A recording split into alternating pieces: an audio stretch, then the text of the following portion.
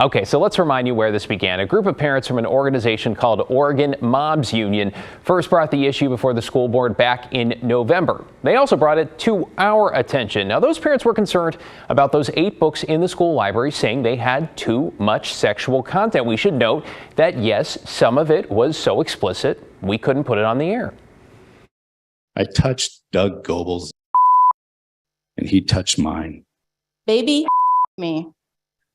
Like your mouth has the gift of reading.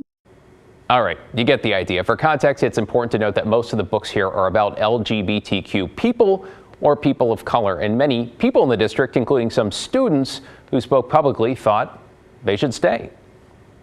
I understand and appreciate the concerns of parents. However, it is not reasonable for parents to choose what other students can and cannot read.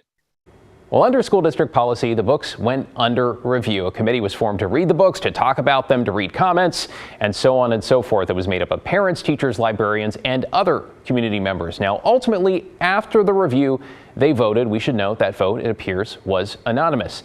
Okay, at last night's school board meeting, the superintendent of the West Linn-Wilsonville School District announced the results. You can sort of see a partial list here. Now, all the books are going to stay in the district. None of them will be removed or banned. Most of them will remain with no restrictions. They can go to any school, although right now most of them, we should say, are only available in high schools. But here are the changes. 2 of the books in question will be restricted to high schools only. One of them is called Me and Earl and the Dying Girl. It was currently at one of the middle schools, so it's going to be removed, just one book at one middle school. And here's what some parents who supported that decision said after meeting last night. Thankful that this board is not going the way of Texas and Florida. They are keeping their heads on and they are protecting my kids. They're protecting the rest of our community. And I know that these books, I read them. I know that Flamer can save somebody's life, a guy's life, a kid's life. I know that Lawn Boy, it's okay to be you, it's okay to be human. And Milk and Honey, it's a literary masterpiece. Some of the passages in Milk and Honey blew my mind. I'm just like, wow.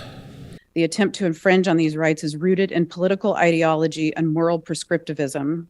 The notion that a fellow parent, not an educator, should dictate the books that are available to our kids is simply outrageous. In this great country, every family can freely decide on the value system that reflects their beliefs. This is what makes us uniquely American. And I have a warning to the group in support of this moral policing. If your child has ever used the internet, be it for casual searching, gaming, or social media, they have been exposed to far greater dangerous material than what will ever be found on our library shelves. All right, just a couple perspectives there. You know what, we also talked with the Oregon Moms Union. That is what they call themselves, by the way, including one parent who led this effort. So here's her reaction.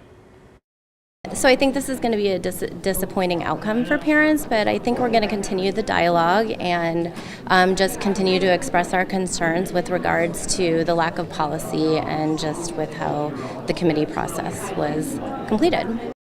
All right, so the district does have a policy like many other public school districts. You saw it play out that if a parent wants to keep their own kids from checking out any books in the library, they can do that by going to the school's librarian, putting a block on that title for their child. Now, a teacher in the district said that going to the school's librarian directly is the best first step.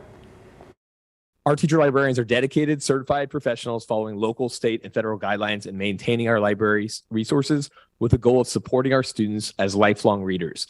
Their goal is to make sure that students have access to books that fit them as individual readers, and our students are extremely diverse. When community members challenged several books this year, none of their concerns were brought directly to teacher librarians. Interesting point. As for these 8 books, the review committee's decision is final. It cannot be appealed, and under district policy, those titles cannot go up for another review for at least 3 years.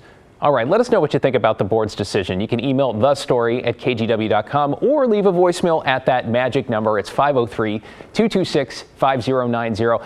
Also, let us know if you know of any other book challenges in your area. We've already gotten some emails and tips about that, and our team will tell you is already looking into those.